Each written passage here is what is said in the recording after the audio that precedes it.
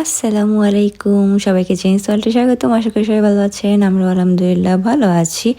আজ হচ্ছে 31 ডিসেম্বর 2025, কিন্তু আমার এই ভিডিও পোস্ট করতে করতে চলে আসবে 2026, তাই সবাইকে হ্যাপি নিউ ইয়ার।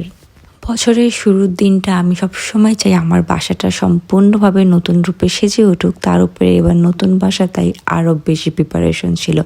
ওই প্রিপারেশনের ভিডিও আমি অন্য কোনো ভিডিওতে দিব। এইটা শুধুই হচ্ছে 31 ডিসেম্বরে আমরা কী কী করেছি তার একটা ছোট্ট ভিডিও আপনাদের সাথে শেয়ার করা। এই দিন আমার বাসায় আমার শ্বশুরবাড়ির লোকজন এসেছিল, মানে আমার 2 মামা শ্বশুর আর 2 মামি শাশুড়ি। আমার মামি শাশুড়ি দুটোটাই আমার থেকে খুবই ছোট, কিন্তু যতই হোক শ্বশুরবাড়ির লোক বলে কথা। তাদের মধ্যে এক মামি শাশুড়ির আবদার ছিল, সে তেহারি খেতে চাই। আমি ওরকম ভালো তেহারি রান্না করতে পারি না, কিন্তু চেষ্টা করেছি তাদের জন্য একটু ভালোভাবে রান্না করার জন্য। আর যেহেতু এটা রাতের ডিনার ছিল, তাই আমি বেশি কিছুই করি নাই। তেহারি করেছিলাম আর বোরহানি করেছিলাম। আর এই প্রথম আমি এত পরিমাণে তেহারি রান্না করছি যে আমি মিক্সড করতে পারতেছিলাম না মাংস আর রাইসটা। তাই জনাবকে ডেকে নিয়ে এসেছি যে প্লিজ আমাকে হেল্প করো। আর বাসায় গেস্ট আসলে ভাই, বাসা বেডরুম, ড্রয়িং রুম যতই পরিপাটি হোক না কেন, রান্নাঘর পরিপাটি থাকে না।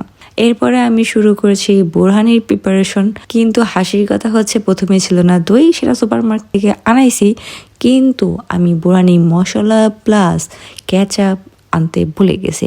তারপরে নিজেই যেভাবে পারি টুকটাক ভাবে একেবারে নিজে সব মশলা রেডি করে তৈরি করেছি।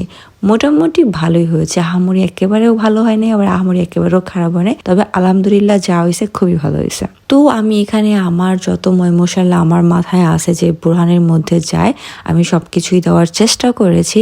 প্লাস আমার পুদিনা পাতাও ছিল না, তাই আমি এখানে ধনে পাতা, কাঁচামরিচ ব্লেন্ড করে মিক্সড করে নিয়েছি। অনেক কিছু মিক্স ছিল বোরহানের মধ্যে, তাও আলহামদুলিল্লাহ খেতে ভালো লাগছে। তারপর এখানে খুব ভালোভাবে এটাকে মিক্সড করে নিয়ে একদম ফ্রিজ থেকে ঠান্ডা পানি দিয়ে এটাকে মিক্সড করে নিতে হবে, যতই বাহিরে -2 চলুক না কেন। তো এই তো এখানে মামিরা